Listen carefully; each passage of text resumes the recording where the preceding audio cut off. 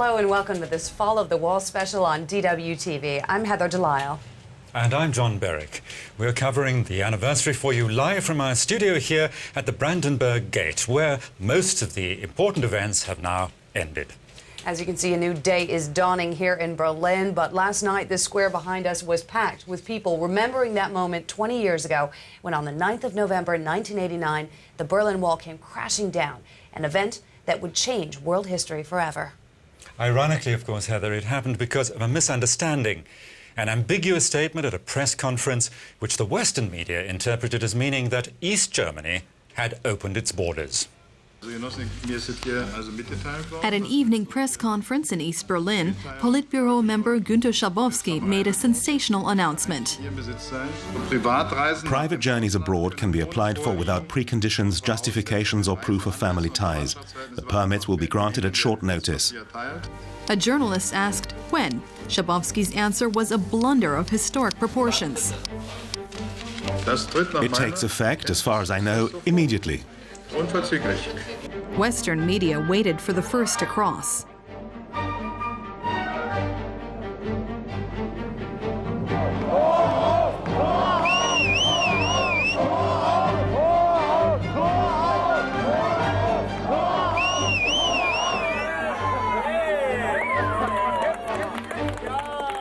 And it didn't take long.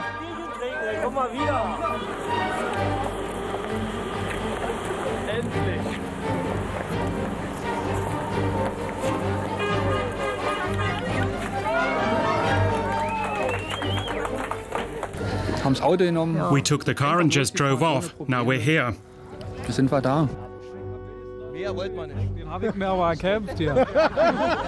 I'm keeping this to show my grandchildren. The East German regime still believed it had things under control.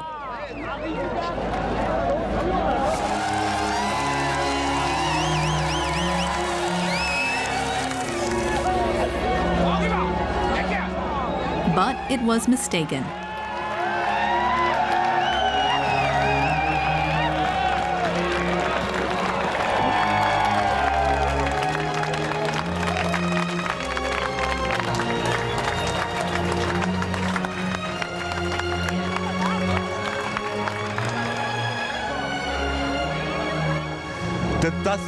Nobody could have dreamed this would be possible.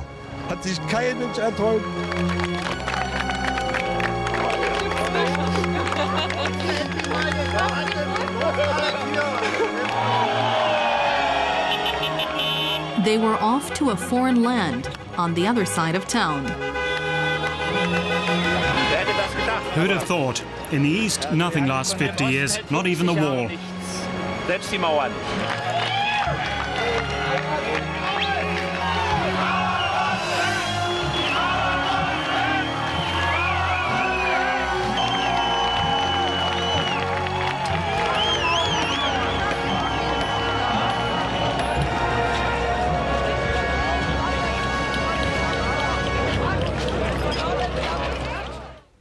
For those of us who were here in Berlin when the wall fell, it was such a profound and moving experience that for the moment we lost sight of everything else. But of course, life was going on in the rest of the world just as usual. On November 9th, 1989, 85-year-old Deng Xiaoping resigns as head of China's armed forces. It is the former supreme leader's last official position within the ruling Communist Party. Anti-American demonstrations sweep through the Philippines. The protests coincide with President Corazon Aquino's state visit to Washington, D.C. Drama in the North Sea. 3 people are killed and another 15 injured in the collision of the ferry Hamburg and a container ship. At 7:30 p.m., the television network ZDF broadcasts its wildly popular quiz show, The Grand Prize, featuring host Wim Töke. 40% of West German TV viewers tune in. At the same time, East German television televises its own quiz show, Fun and Games with Hans-Georg Poneski. Wholesome family entertainment.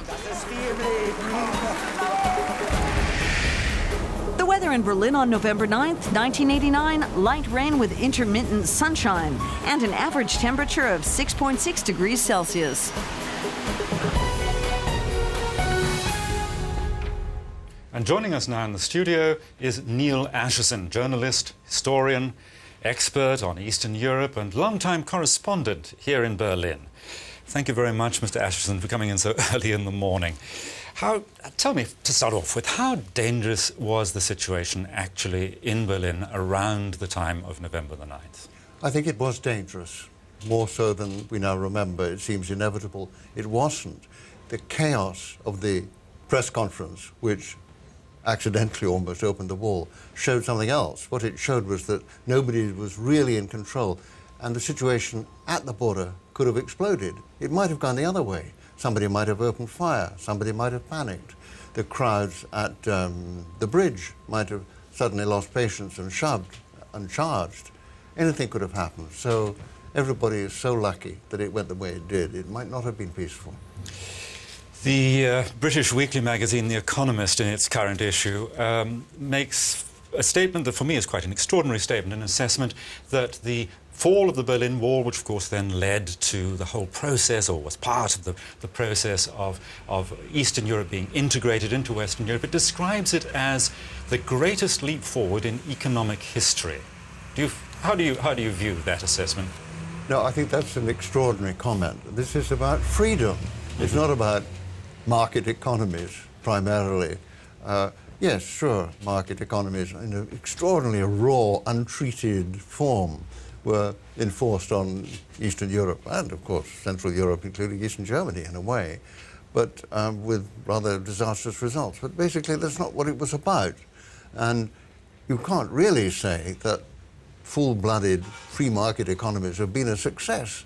Now, 20 years on, and after the crash of 2008, that particular market economy doesn't look so good. And what is more, the idea which was propagated at the time, which is that if you have, everybody is going to have liberal democracy and everybody is going to have a completely unregulated free market economy and they go indissolubly together, I mean, that's proved not to be the case. But isn't it true that the demonstrators, for example, in Eastern Europe, certainly, of course, they wanted freedom of movement, they wanted democratic political freedoms, but they also, of course, wanted surely a certain standard of living. That it's true that in the last 20 years, I think it probably is true, don't you, that people have, a very large number, millions of people have moved from poverty, one could say, to something vaguely resembling the middle class.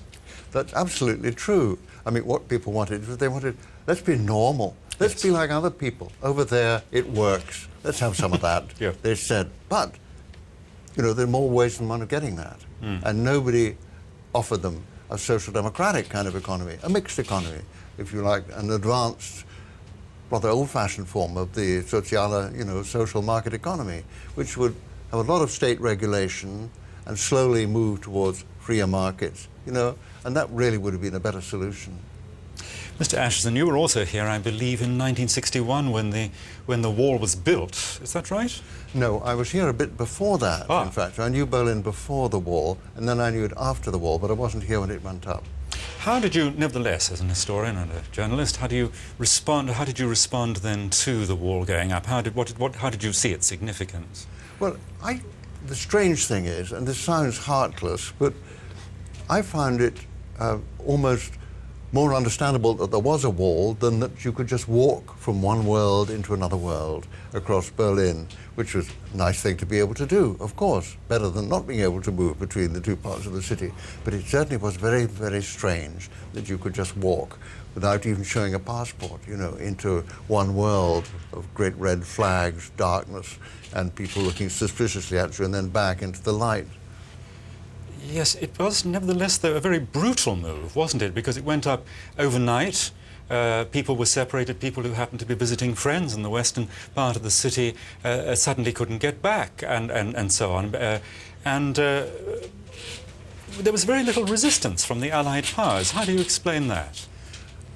It certainly was an absolutely brutal thing to do. It was a sort of coup d'etat, really, carried out, by the East German leadership against its own people. The reason the Allies didn't react more strongly was that, in a way, and again, it's an awful thing to say, but they were quite relieved to have the situation finally defined, because what they were afraid of always was that the situation in East Berlin and East Germany would get out of control. People would start storming across, there would be a revolution, an uprising, the flow through the frontiers would become uncontrollable, there would be fighting, the West Germans would find it unable to hold themselves back, and then there would be a general conflict which nobody could control, which might escalate into the ultimate A chilling thought. Thank you very much, Neil Ashton, for coming in so early in the morning and giving us these insights. My pleasure. Thank you. And we'll be back live from the Brandenburg Gate in just a few minutes. But first, let's cross over to our downtown studios for a news update. And there's Brian Thomas. Take it away. Thanks, Heather. Well, Lebanon's Prime Minister Saad Hariri has formed a 30-member national unity government after months of deadlock. Hariri got formal approval for his cabinet from the Lebanese President, Michel Suleiman. It comes 5 months after a parliamentary election in which Hariri's bloc won a narrow majority, but had to negotiate a deal with the opposition to form a government. 15 cabinet posts will be filled by Hariri's Western-backed coalition. 10 ministers will come from the opposition, which includes the Hezbollah organization. President Barack Obama has hosted Israeli Prime Minister Benjamin Netanyahu for closed-door talks in Washington amid friction between the two allies over efforts to revive stalled Mideast peace talks. Netanyahu called for an immediate resumption of negotiations, rejecting Palestinian calls for a halt to the building of Jewish settlements in the West Bank first. The two leaders also discussed Iran's nuclear program at the White House meeting. Naval ships from North and South Korea have exchanged fire in the Yellow Sea. That's according to the South Korean news agency Yonhap.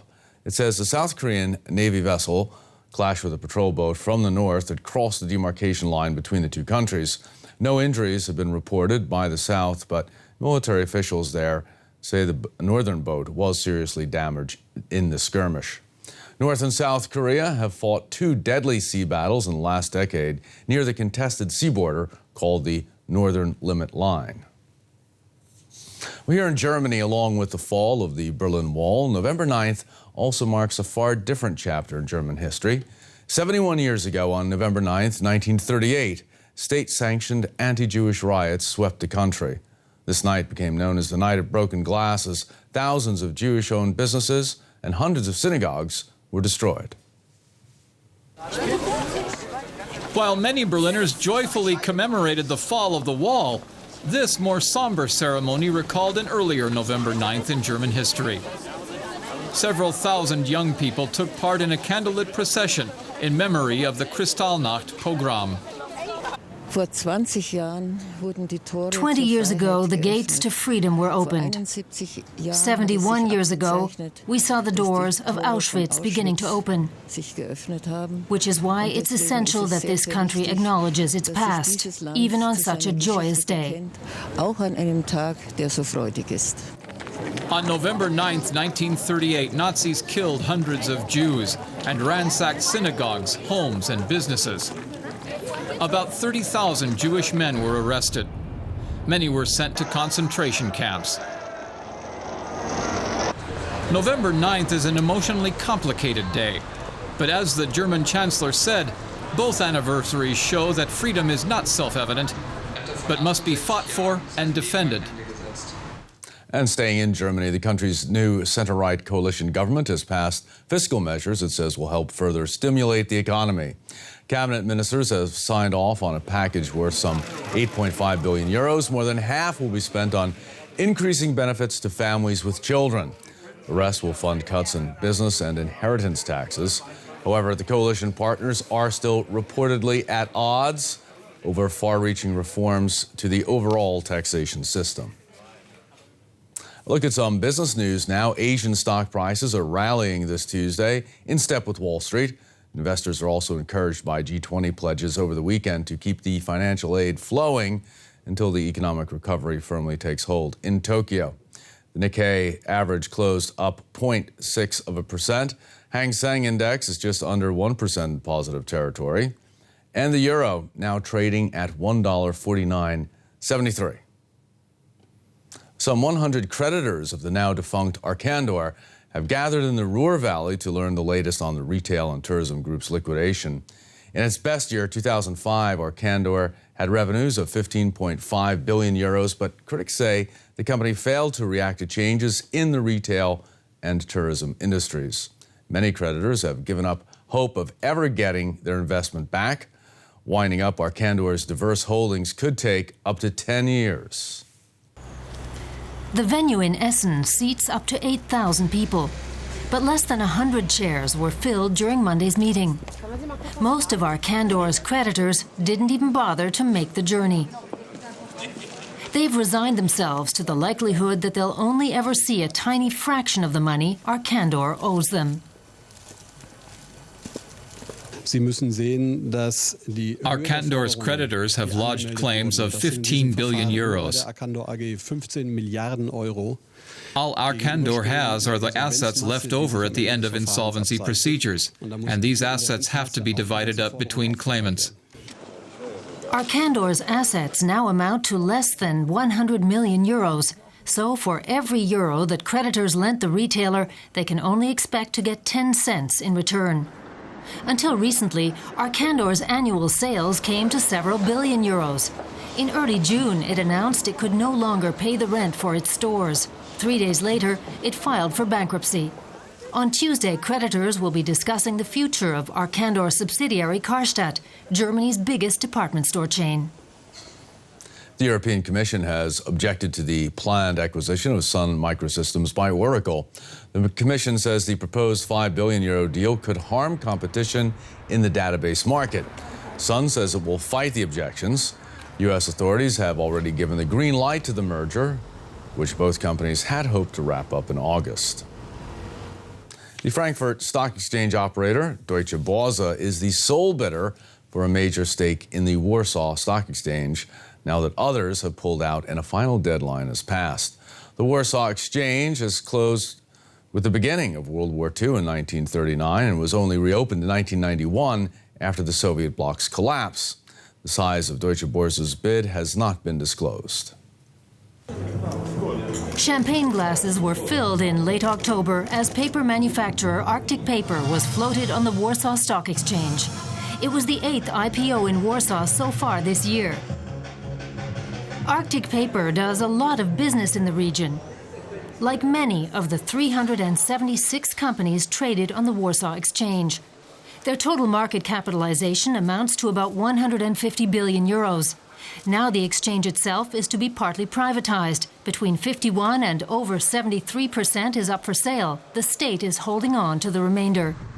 Warsaw is the biggest stock exchange in Central and Eastern Europe. Deutsche Börse wants a stake to help extend its reach eastwards, as far as the Baltic states and even Ukraine. China says it will double investments in Africa in an attempt to keep the momentum of trade with the continent up. The country is now ahead of the U.S. in total trade with Africa. It also needs raw materials for its ongoing industrial expansion. China is providing 10 billion euros in loans to Africa, lower export duties to the continent, and it's forgiving the debts of some of the poorest nations there. Investing in Africa has become a standard feature of Beijing's foreign policy. Because of the financial crisis, international investment has been on the decline. But in the first 3 quarters of this year, China increased its investments by more than 77% in Africa. The aid is earmarked for infrastructure investment and social projects. Africa is one of China's most important sources of raw materials, as well as a growing market for Chinese products. Trade volumes between the two have increased by a factor of 10 since 2001. Last year, trade was worth more than 67 billion euros. But China's involvement in Africa has also drawn criticism abroad. Beijing is accused of ignoring human rights violations in states that it does business with, including pursuing arms deals with war-torn Sudan.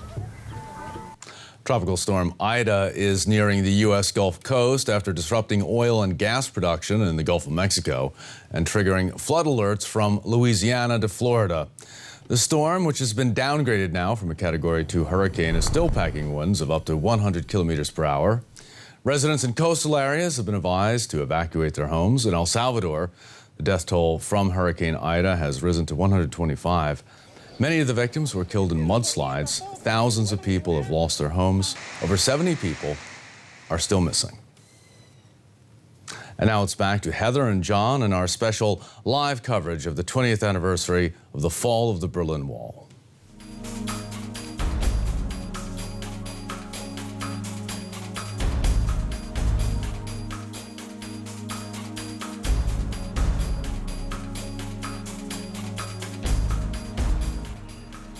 Welcome back to our special programming on the 20th anniversary of the fall of the wall.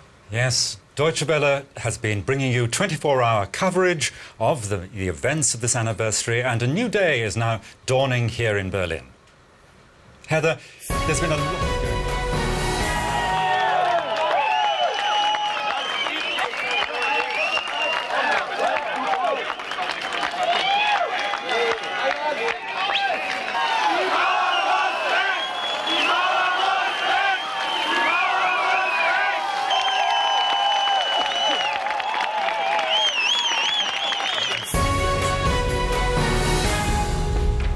There's a lot been going on in Berlin here to celebrate this anniversary, hasn't there, Heather? Well, there certainly has, John, and in case you at home didn't have a chance to get in on the action yourself, we've thrown together some of the highlights for you. In one of Monday's highlights, Lech Wałęsa, the former Polish Labour leader and later president, knocked over the first of 1,000 giant dominoes representing segments of the wall. The gesture recalled the uprising by the Polish Solidarity movement, which set in motion the revolutionary events of 1989. Earlier, there was a celebration concert.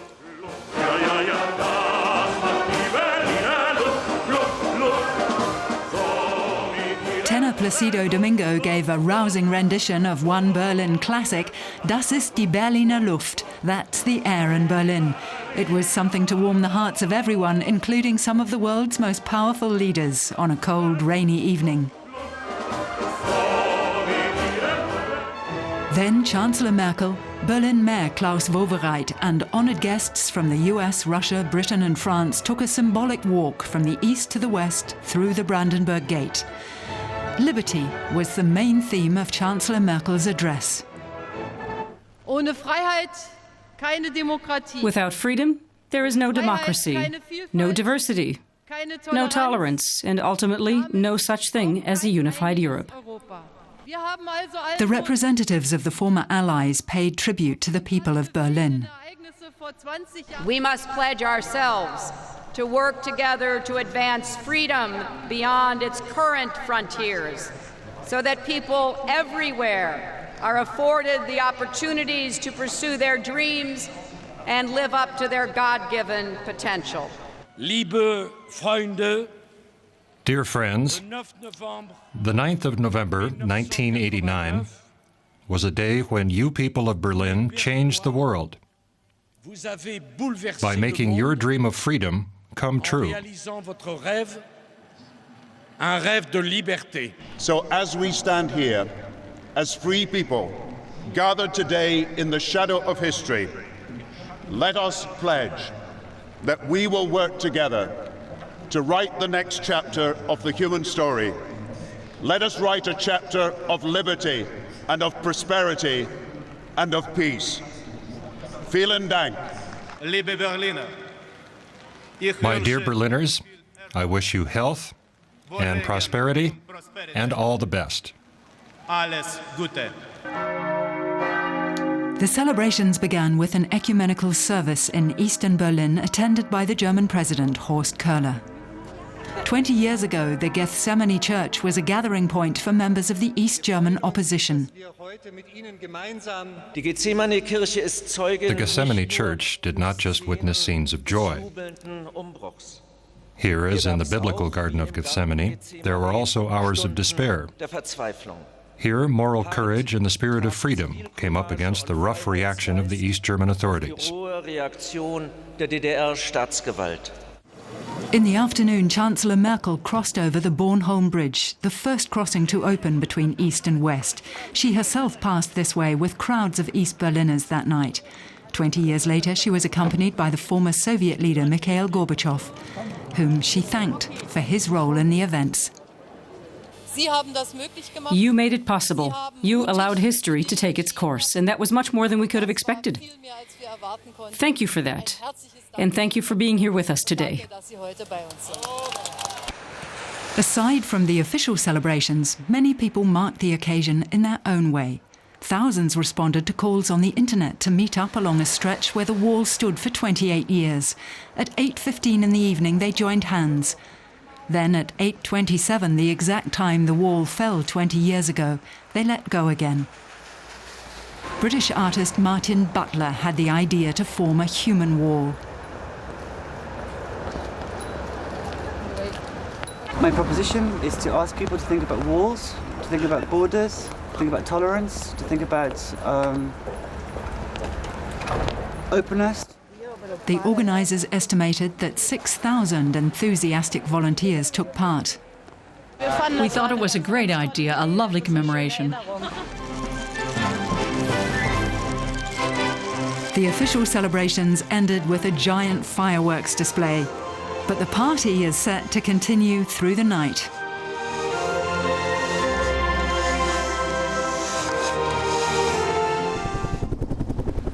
Our reporter Alan Hoagland is standing by at Checkpoint Charlie, which was the Allied crossing point in downtown Berlin.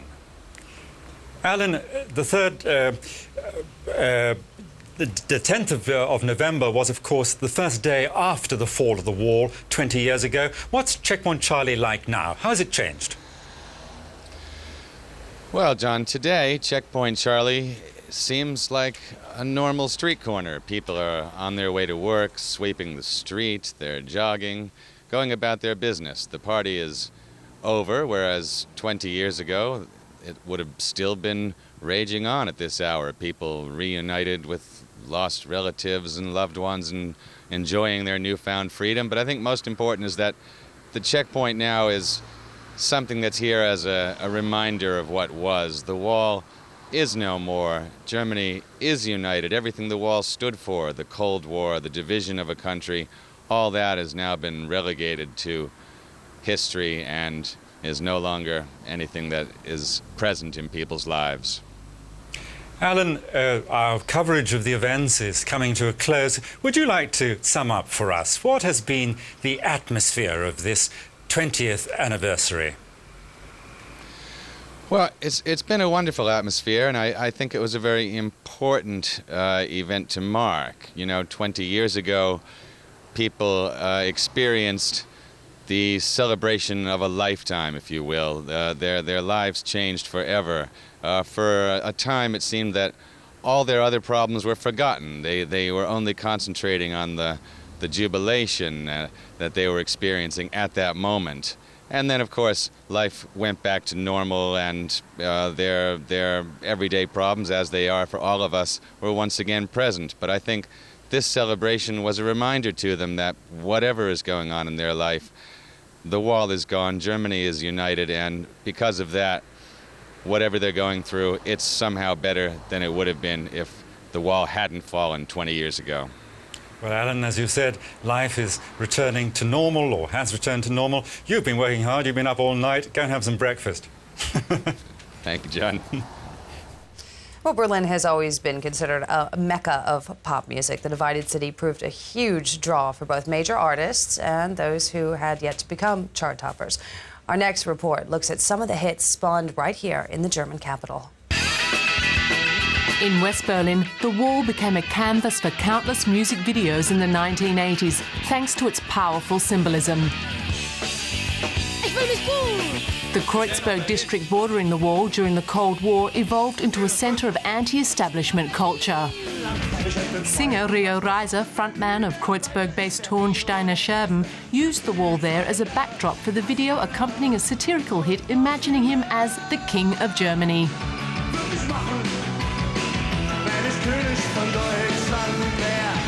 The divided city also had its appeal for stars from further afield.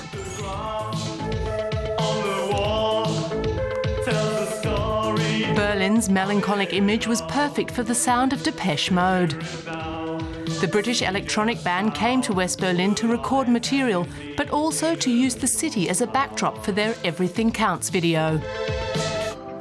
Elton John had a replica wall built when shooting the video for the Cold War-inspired hit Nikita. Never find a warmer soul to know. Oh, I saw you by the wall. But the days of the real thing were numbered. After its demise, the wall became a frequent music video motif symbolising change and freedom. A West Berlin youth choir was sampled together with famous sound bites in a track dedicated to Berlin and there being no walls in its heart.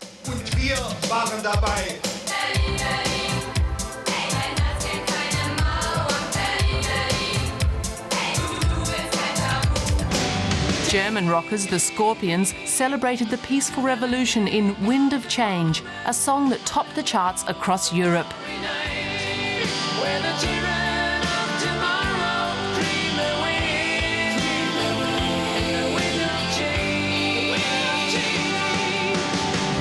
A year later, Irish rock giants U2 released the global hit single One.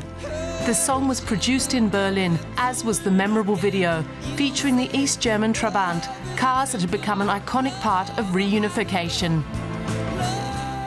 And we're joined now in the studio by journalist Connie Rudat. Connie, back before the wall came down, you worked as an interpreter and a tour manager in East Berlin and East Germany. What was that like? Well, it was a very interesting time, I have to say. It all started in March 1987, or in 87 in general, when Berlin celebrated its 750th anniversary. By the way, both parts, East and West. And my agency was asked, do you have an interpreter who could help translate for rock bands or work as a tour manager? And I was hired, and I was just lucky, very lucky. And it was a great time for me. It was my sort of window to the West, you know, to tour with those bands and work with them. That was amazing. Well, rock stars are notorious for their outrageous demands in some case. How hard was it to fulfill these requests and these demands that they had in a country that essentially couldn't fulfill them? Well, one point was, of course, they had their own catering crew here. It was amazing what stuff they brought with themselves. They didn't have to buy this in East Germany. And since most of the concerts took place in East Berlin, they simply went west and bought it in the West. And I have to say, I was sometimes even asked, Connie, where can we buy drugs? And I said, I don't know, not in the East. We're in East Berlin. Where, no way, you know. For the basics, I mean, you could buy basic stuff, food in the supermarkets. That wasn't a big problem, so I could point them to those places. But otherwise, they simply went west and got it from there. By spending so much time with these people, did it make you want to escape to the West? Did that thought cross your mind? No, it didn't cross my mind, because I thought somehow that was a very special opportunity for me to work with them here. Of course, it was always a bit sad when they crossed the border to give concerts in West Berlin. I had to stay here. I couldn't, you know, accompany them and go with them and work there. But I was, in those days, quite happy with the job which I was doing here, and no, it didn't cross my mind to leave to the West. Now, everything changed when the wall came down. What changed for you? Well, the main thing that changed for me, I moved from East Berlin to West Berlin. I found my husband, who is West German, and so that was very new for me. And of course, the traveling thing. I was always longing for traveling. Working as an interpreter, especially for English, I never had a chance before the wall came down to travel to an English-speaking country. And not only that I can now travel, but I even worked in England, I worked in New York, and all these opportunities were just fantastic. And I'm so glad I was young enough to enjoy all this and to get these chances and opportunities. Yeah. Well, even getting the training as an English interpreter must have been something quite extraordinary. We've heard stories from people tonight who said, you know, their mother was an English teacher. She wasn't allowed to actually practice her profession. Indeed, indeed, you say it. I was often asked by English native speakers, where did you learn your English? And I said, well, we basically learned it in a laboratory from tapes. We had a few native speakers at university, teachers who taught us, but otherwise it was from tapes, tapes, tapes. Listening to tapes, repeating. Well, later, of course, when I really worked with English-speaking people from all different countries, Africans, Indians, I had to cope with so many different dialects and accents, but most of it I picked up from the people I worked with.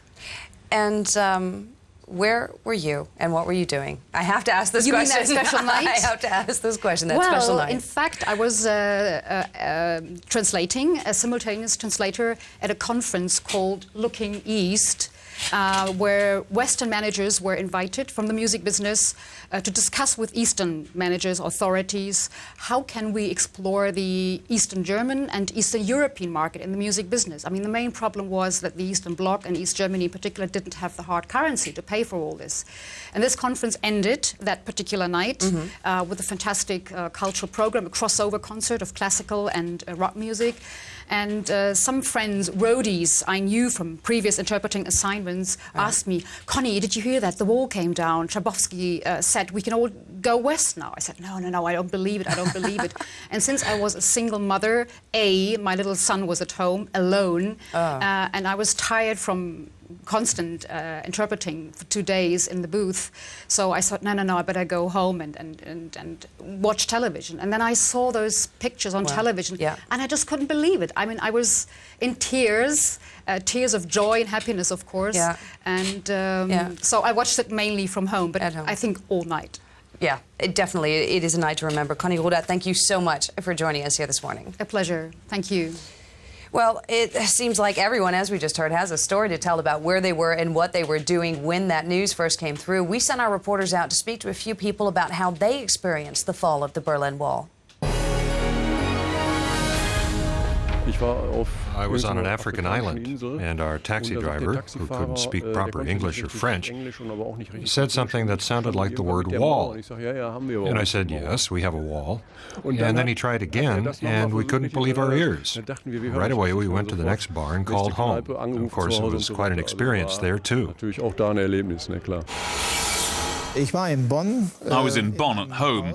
I was working and basically was completely unaware of what was happening. Then a friend from Seattle called me, an American friend, and he said congratulations. Now all our dreams have come true.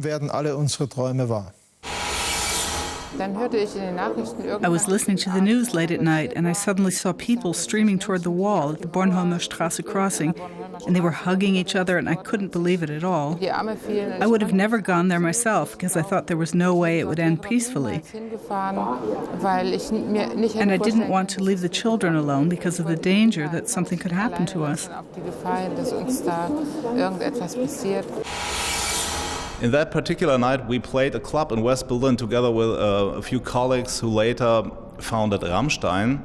We were Easterners, but we had a work permit for being in West Berlin, and 1 or 2 hours before midnight, Easterners came in and waved their ID cards and cheered that the wall was open and everybody's dancing at the Brandenburg Gate, and we couldn't believe it. And then we went to a border crossing nearby and saw a huge party and actually got very drunk, and the rest I cannot remember.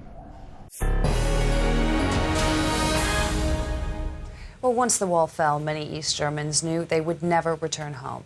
But once in the West, many of them found themselves without a home, a job, or any means to support themselves. The West German government helped where it could, but for many, the dream of freedom had come true. But building up a new life proved more difficult than they had imagined.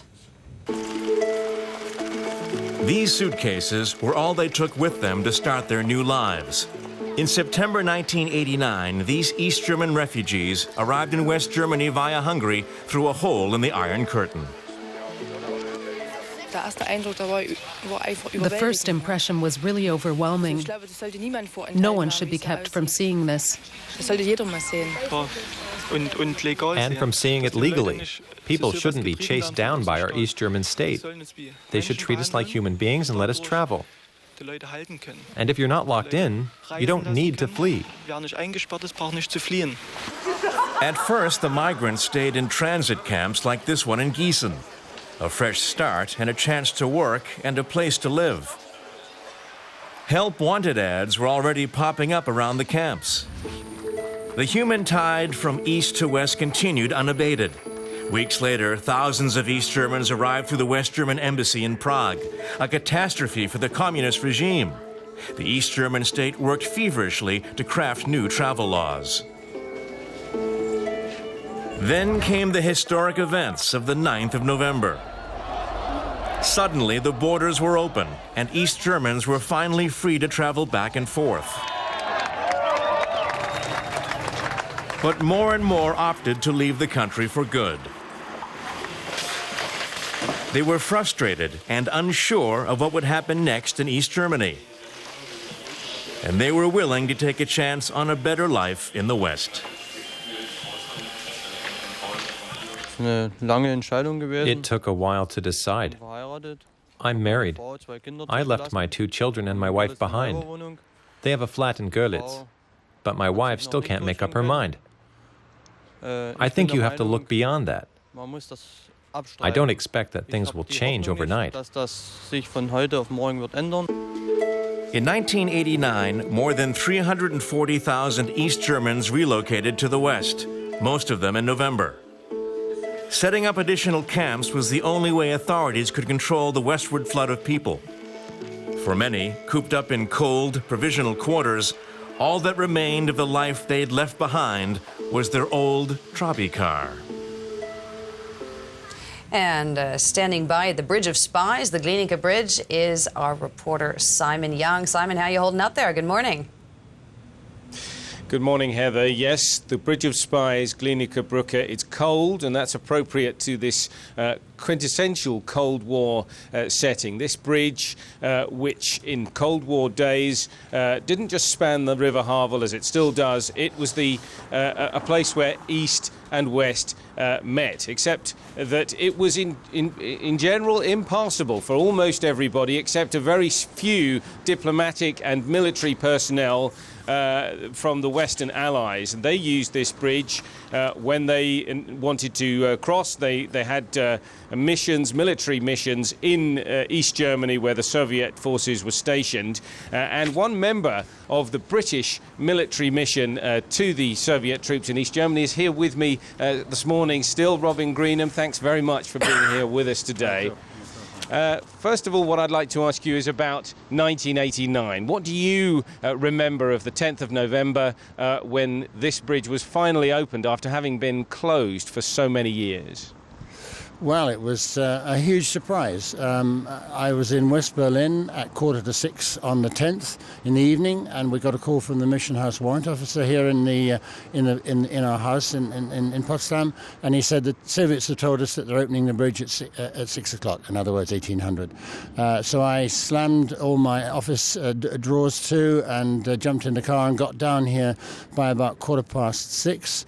By which time all hell was let loose. Similar stories to what we'd seen in West Berlin the day before.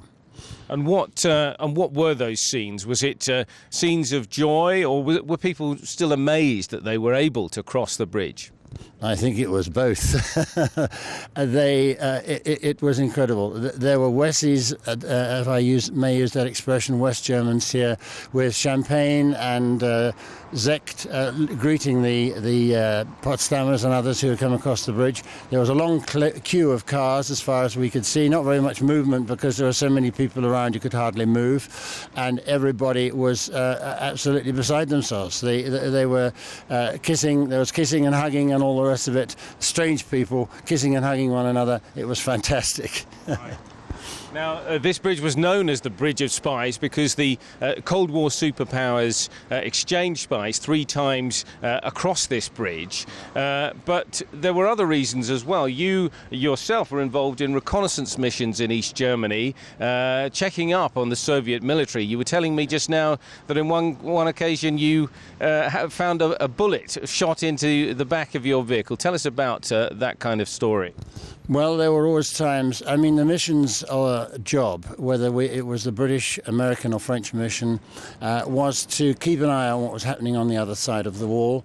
And in so doing, be able to reassure our own force of commander-in-chief that actually, say, a large troop movement, which he hadn't seen before, wasn't in fact getting ready for an attack on West Berlin or anywhere else on the West Germany, but in fact was a perfectly routine maneuver that the Soviets did every autumn or something like that. And in carrying out that task, obviously we had moments where our job was easy, where we had, say, a good bit of distance between the two of us and them, and we could see or photograph whatever it was. And there were times that we actually had to get quite close to do that. When we got close, sometimes that itself became a bit dangerous. Right, so you were very well aware that the Soviets were stationed here not very far away.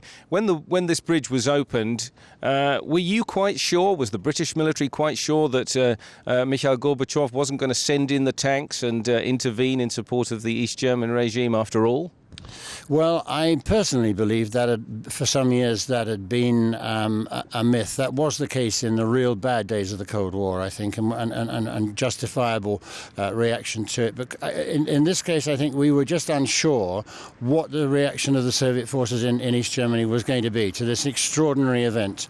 And obviously there's an element of danger there. A quick reaction to something might be the wrong reaction. And so we did our best to keep the chain of communication open and to keep them informed as to what was going on, and as it were, try and tackle this problem together. Well, thank you very much, Robin. Fortunately, as we all know, the 9th of November and the 10th of November here at the Glienicke Bridge was a peaceful revolution in East Germany. Later today, the preparations are going on now. There will be celebrations here with music, dancing and bands from Russia and America performing here to mark this, too, a small part of the story of the fall of the Berlin Wall. Back to you in the studio. All right, Simon Young there for us, live from the Glienicke Brücke. Thank you very much, Simon. 500 Meter, mehr ist es nicht. 500 Meter eine Freiheit, ich weiß es nicht. Zum ersten Mal? Natürlich, das ist das erste Mal. Wir konnten noch nie.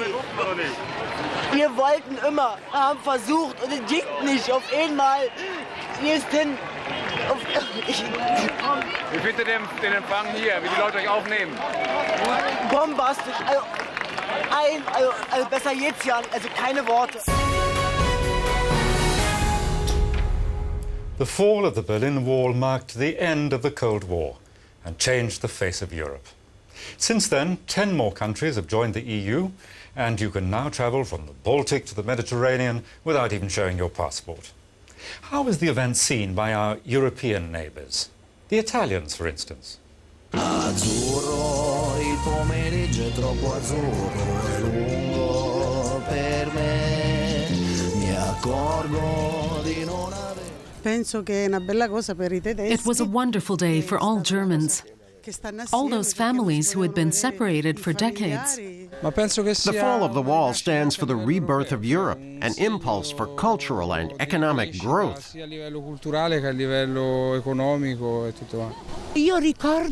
remember the feeling of relief. I was so pleased for the Berliners that now no one else will be shot dead amid barbed wire. I'm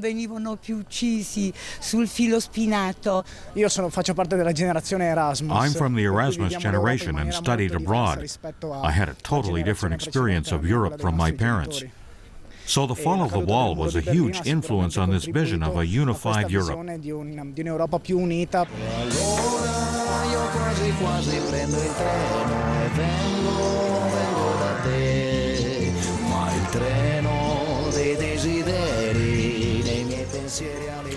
East Germans fled to the West not only to escape a police state, but also for the higher standard of living the West offered. They didn't just want political reforms, they wanted cars, video cameras and blue jeans. The fall of the wall didn't create globalization, but it certainly speeded up the process.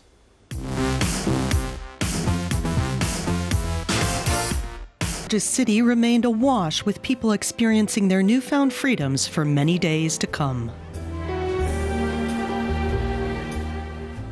People from all over the world have been writing into us with their personal memories of what they were doing on the night of the 9th of November back in 1989. Here are some of the emails you've sent us.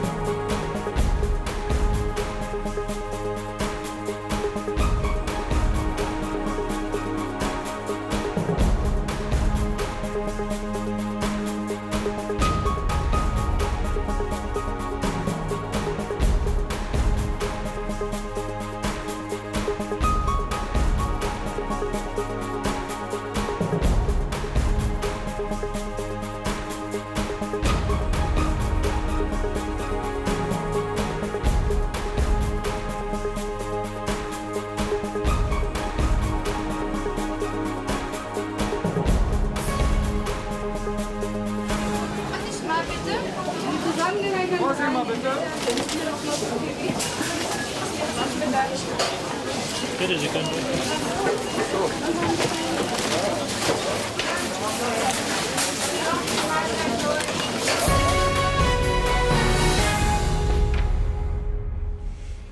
Heather, I know you have a 7-year-old son.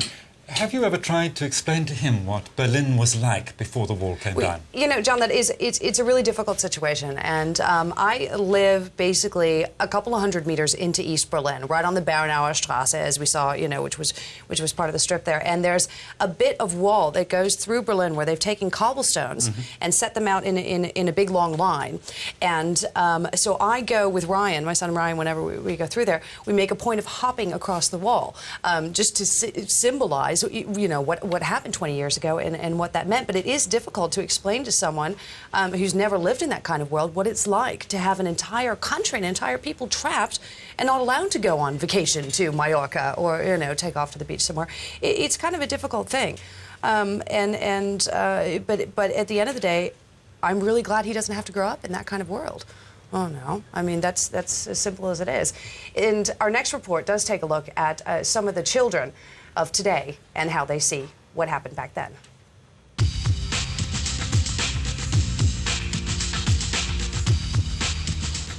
It was a wall through Berlin, right through.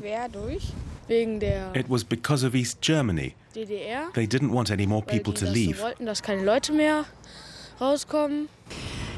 know it divided Germany and Europe. Families were split up.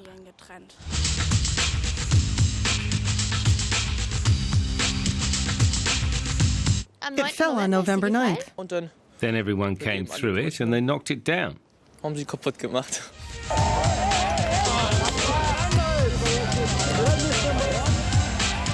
There was a big party. Everyone was overjoyed. It was broken into pieces and spread across the world. We've got a little piece of the wall at home.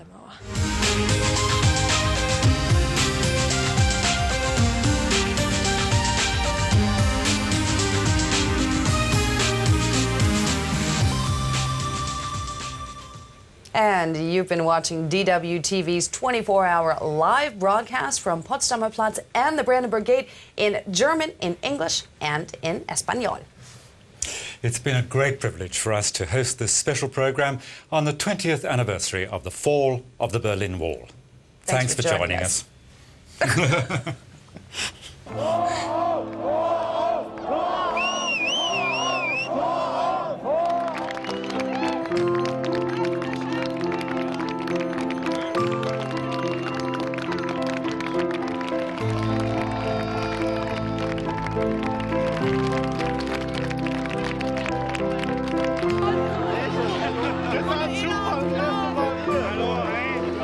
Hey, das bin ich auch.